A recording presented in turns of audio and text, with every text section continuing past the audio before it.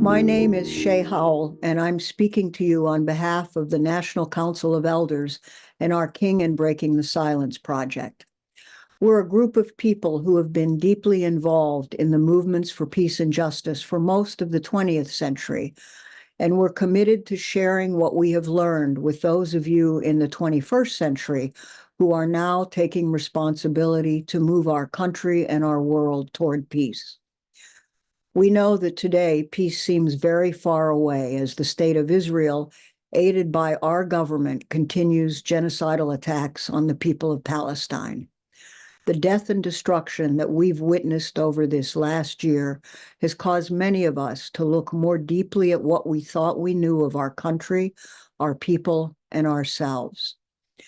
We're learning that much of what we thought has been based on lies that are designed to protect us from the violence essential to preserve power, privilege, and the profits of a few. In this season of Thanksgiving, many people, especially young people, are confronting the myths that our nation was founded on noble ideals in friendship with Indigenous peoples.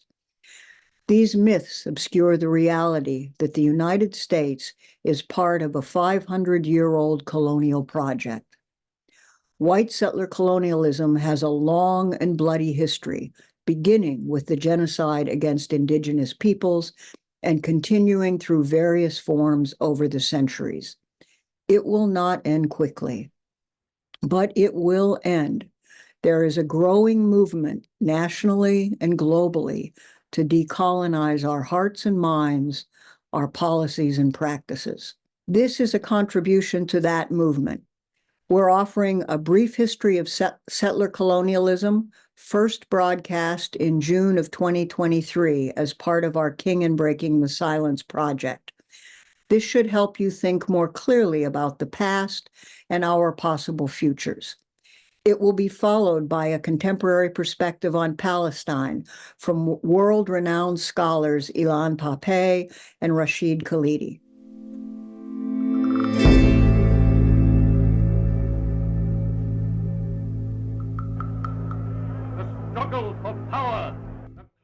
Few stories are as powerful as the stories we tell ourselves. Powerful empires create powerful myths. These myths, these stories, shape societies, shape economies, and even shape the land itself. They profoundly affect the psyche, spirit, and well-being of everyone within the empire's reach. National myths, imperial myths also create silence around uncomfortable truths. The Roman Empire leveled cities, subjugated populations, and installed client rulers all over Europe, Asia, and North Africa. But the Romans thought of themselves as peacemakers and of their rulers as gods. The British Empire likewise thought of itself as a light bringer and liberator, with its agents bringing Christianity and so-called civilization to benighted regions around the globe. But the British were clear that most of their far-flung territories were colonies, and that they, the British, were colonizers. They knew they were extracting wealth. They even celebrated it. But the United States is a little different. In the American imagination, we were never an empire, and we never had colonies. How could we be an empire when our ancestors escaped from an oppressive empire in search of sweet freedom?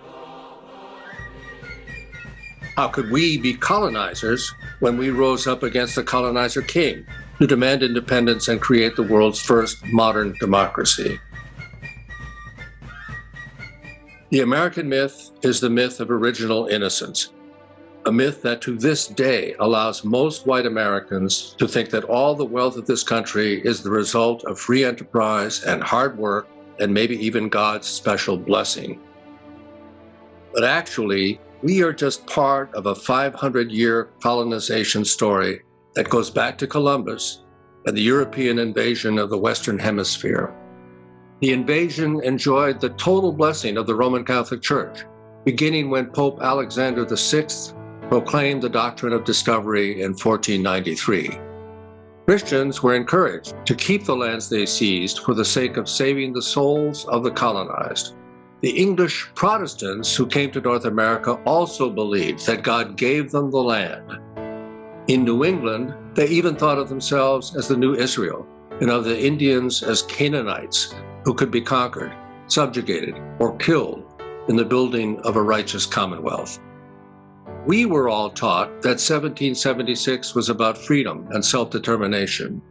We were not taught that it was partly about the freedom of white settlers to cross the Appalachian Mountains and seize Indian land in defiance of the Crown's prohibition on such land grabs. Even before independence was achieved, liberty for these white settlers meant exercising what they thought was their God-given right to take control of a vast new continent and replace its original inhabitants. This theft was accomplished by forced assimilation, removal, and outright extermination of native populations. Romantic American narratives about mountain men and brave pioneers cover up an actual history of genocide. One conservative estimate suggests that there were 7 million natives in North America prior to 1492. By 1880, there were 228,000, a decline of 97%. American empire building exposed a foundational difference between the white settlers and the indigenous peoples. The settlers fully intended to own and dominate the space they occupied. It was part of their religion, whereas the people they displaced and killed lived in kinship with all life and rejected the idea of individual ownership as absurd. They lived lives of reciprocity, sustainability, and communal responsibility. All of this was in stark contrast to white settlers for whom land and nature amounted to inert property to be worked and exploited. As the theft and genocide accelerated, the myth-making intensified. In 1845, a New York journalist proclaimed that it was white Americans' manifest destiny to overspread the continent allotted by Providence for the free development of our yearly multiplying millions. Never mind that the so-called free development of the white empire entailed slavery for millions of others who really built the incredible wealth of this nation through centuries of unpaid labor. The Civil War's end only accelerated the genocide. In 1867, General William Tecumseh Sherman of Civil War fame said, "We must act with vindictive earnestness against the Sioux, even to their extermination, men, women, and children."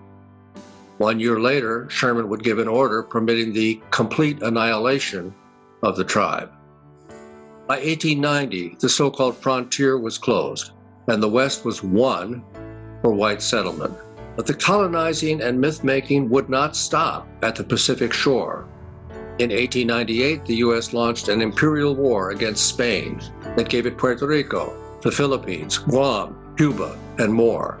That same year, the U.S. took possession of Hawaii after undermining the monarchy there. In the Philippines, United States troops conducted a brutal counterinsurgency war when the Filipinos declined to accept the blessing of American rule. Our forces perfected waterboarding there. But officially, we were helping our little brown brothers, as U.S. leaders refer to the Filipinos. Apparently unaware that the Filipinos were the only Christian people in Asia, President William McKinley declared that the purpose of our occupation was to uplift and Christianize them. Always and onward into the 20th century, the United States empire would be portrayed by its leaders as a righteous empire, making the world safe for democracy, in the words of President Woodrow Wilson. This was the same president who segregated Washington, D.C., celebrated the Confederacy, and sent U.S. troops into Haiti, Nicaragua, and Mexico. Violence is built into the settler colonial project, and that violence makes its way into the psyches of the colonizers. The greater the violence, the greater the need to sanitize, to proclaim innocence. No one saw this more clearly than the Reverend Dr. Martin Luther King, Jr., who put his life and his mission at risk by telling the truth about America in his famous Vietnam, A Time to Break Silence speech of 1967.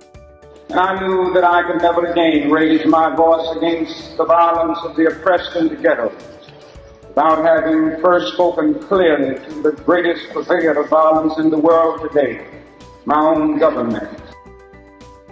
Our task, then, is to break the silence ourselves, not just to tell the truth about history, but to understand how the myth-making and the persisting violence have touched the minds, bodies, and spirits of both colonizers and colonized alike. Our task is to ask what history requires of us.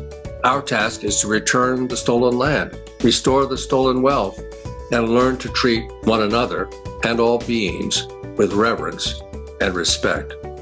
Our task is to decolonize.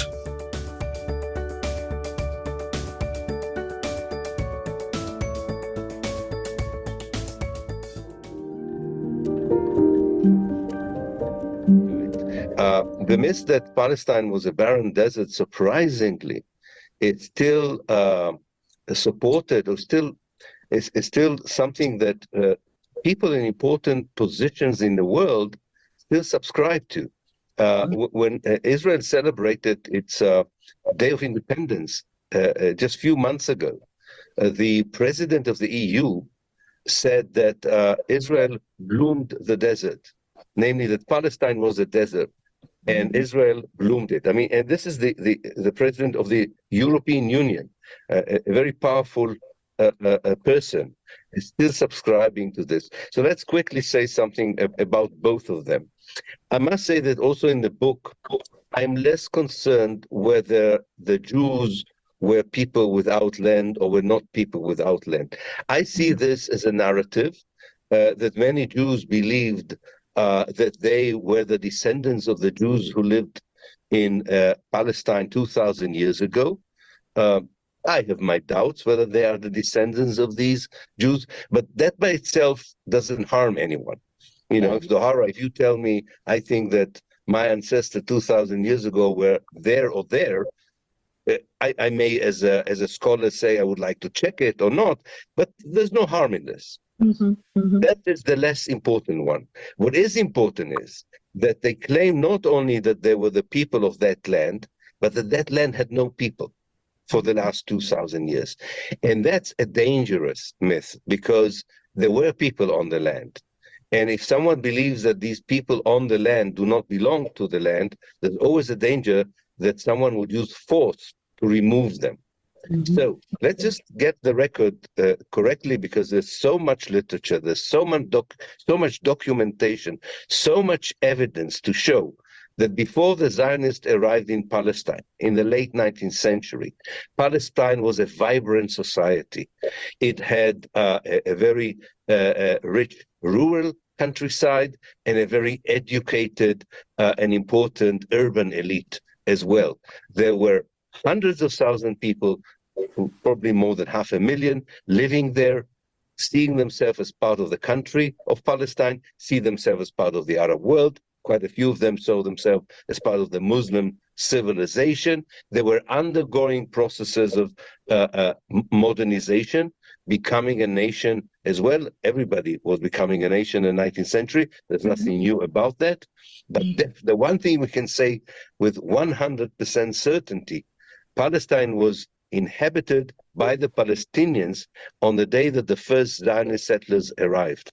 And not only that, even with all the efforts of the Zionists from the early arrival in the 1880s up to the creation of the State of Israel in 1948, the indigenous Palestinian people remain the vast majority of the people, despite of the attempt to create a settler state there. So I think that's a very important myth to debunk, especially the myth that Palestine was a land without people. It is a fabrication, and as I said, it's a dangerous one. This is a world historical moment. What we're seeing is a genocide developing before our very eyes. And I'm sad, but the book I wrote 4 years ago terribly encapsulates it. This is a war on Palestine. It is not a Israel-Hamas war. It's a war on Palestine. And the argument of the book is that this has always been what it was and what it is. It's a war on Palestine, not just by the Zionist movement early on in the state of Israel, more recently, but by great imperial powers, Britain in the first instance, and now the United States. They were and are both at war with the Palestinian people. Without them, nothing that we're seeing could have happened or could be happening. You can see that from today's news. No vetoes, no tank and artillery ammunition, no F-35s, F-16s, F-15s, and there would be no war, very simply put. And one can go back to the mandate period, one can go back to the Balfour Declaration, and that's what I try and do in the book.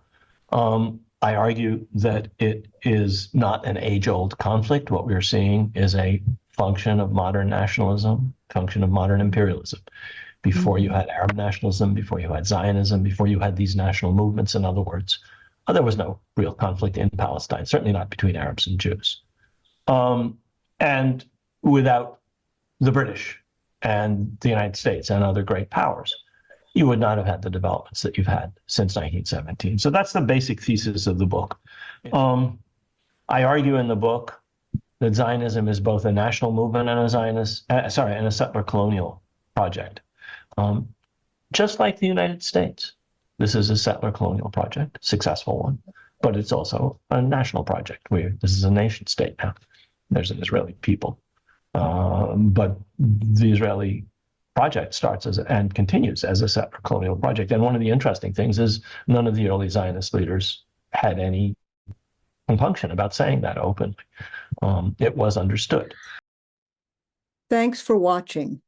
And thanks for your courage in standing up against those who deny the power of people to create peace. We encourage you to reach out to those on campuses who need your support, to participate in demonstrations, to read banned books, and to talk about censored ideas. We hope you will share these ideas with your family and friends. Please reach out to us at King in Breaking the Silence to learn more about decolonization and how we can support each other. We still believe that another world really is possible and that we are creating it together each day. And for that, we do give thanks.